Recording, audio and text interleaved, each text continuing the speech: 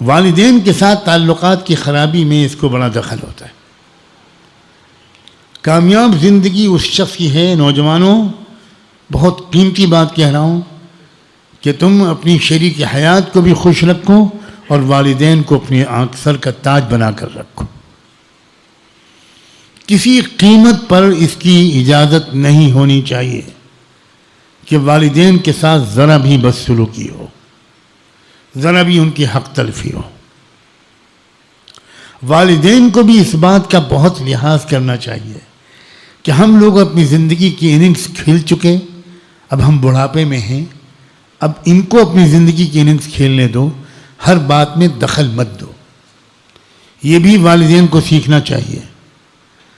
اگر بیٹے اور بہو کو سیکھنا چاہیے تو ماں اور باپ کو بھی سیکھنا چاہیے کہ بچوں کو موقع دیں، ان کو آزادی دیں، اپنی پرائیویٹ زندگی گزارنے کے لیے ان کو موقع دیں۔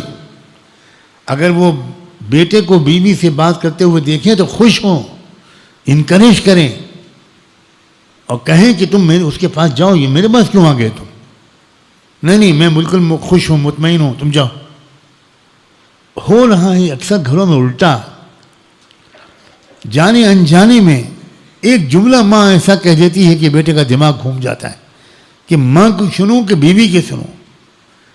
یہ دونوں کا بڑا کردار ہے اس میں۔ اللہ تعالیٰ نے اسلام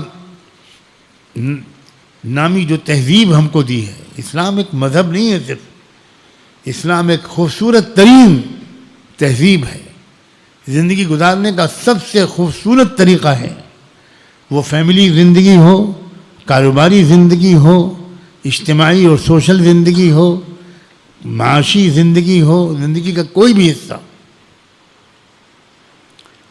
اور اللہ تعالیٰ نے قرآن مجید میں ہم کو ہدایات دی اور نمونے کے طور پر رسول اللہ اور صحابہ کرام اور اہل بیت کو ہم کو دے دیا۔ ان کو دیکھو اور فالو کرو۔